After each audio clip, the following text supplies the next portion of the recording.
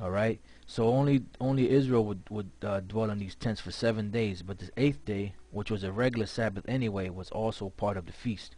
That's why I have here days and laws, the days you keep it, and the law and how to do it. And if you want to learn more about the Day of Atonement, you could finish reading this chapter, and it gives you more details on what you did and what you didn't do. All right, moving on to the next frame. This is Hanukkah, a feast of dedication. Hanukkah, which is Chag Hachanawa, I'm sorry, Chanukah. Chag is feast, Ha is the, and Chanukah is dedication. All right, so this is the feast of dedication. It's a feast of 8 days as a memorial of the rededication of the temple in Jerusalem, which Antiochus Epiphanes defiled and destroyed. That's why I have here Hanukkah.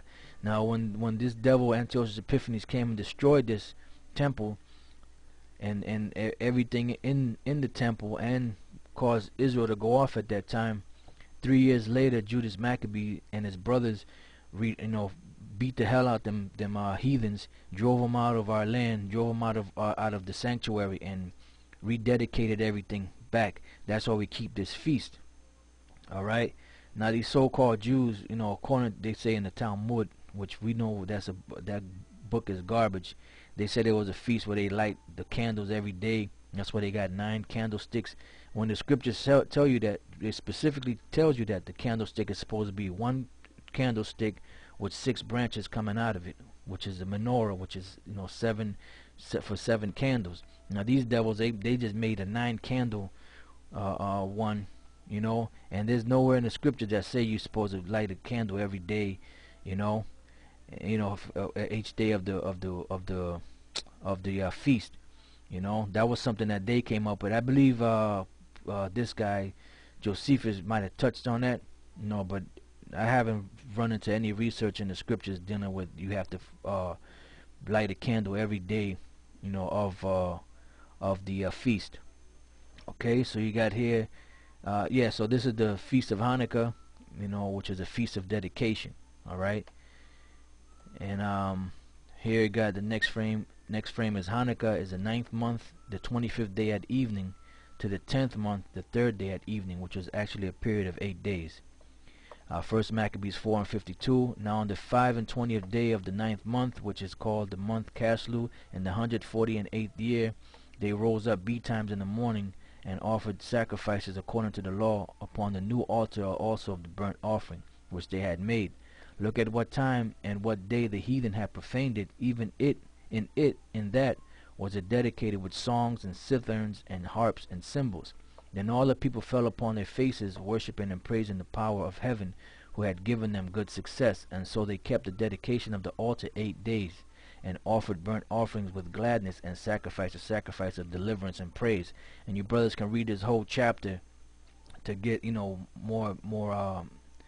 more insight into what took place back then. All right, so that's the Feast of Hanukkah, or the Feast of Dedication.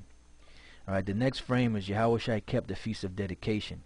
John 10:22, and it was at Jerusalem the Feast of Dedication, and it was winter. All right, so that's Yahushua was going to this feast here. All right, now this is in the New Testament. Now there's nowhere in the scriptures where it speaks about, nowhere in the Old Testament law, should I say, in the law that speaks about the Feast of Dedication. That came from the book of Maccabees, which shows you that the Apocrypha is part of the Bible. That's just a little tidbit. All right, the next frame is Purim, Feast of Lots. Purim is Pawarium. Pawarium is lots. Now the lots is a feast of 2 days. Haman cast lots to slay us, and a lot fell back on him and his children. This is Purim.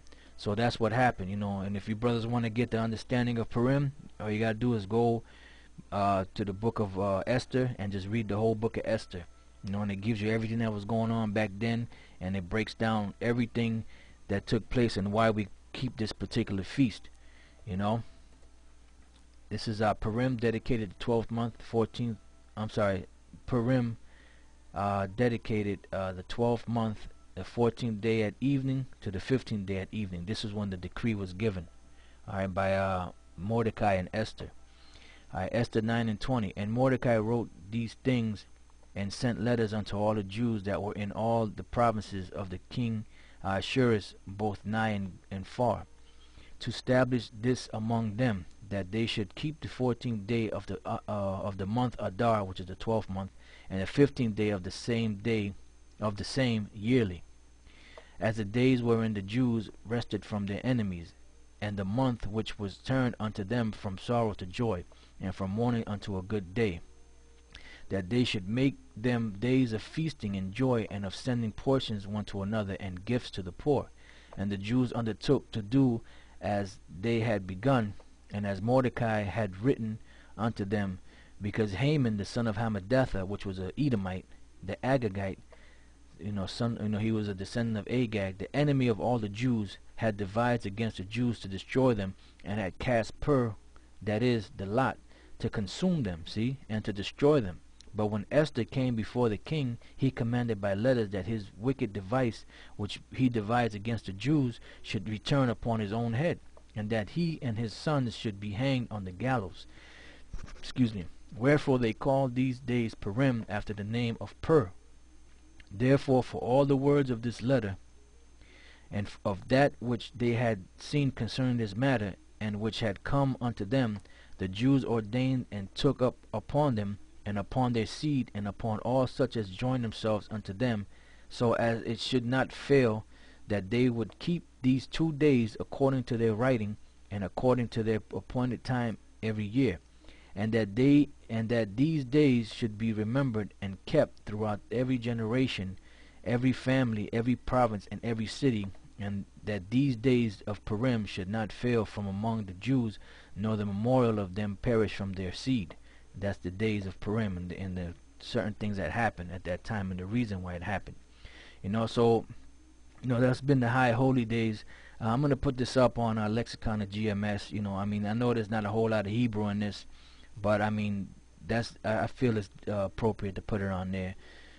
So with that, I hope you brothers got somewhat of an understanding of the high holy days. And like I said, if you want to do more research on it, all you got to do is read other scriptures, follow the precepts, look up in the concordance or your Bible dictionary, and you can get some information from there, but always cross-reference it. Everything you read outside of the Bible, cross-reference it back with the scriptures.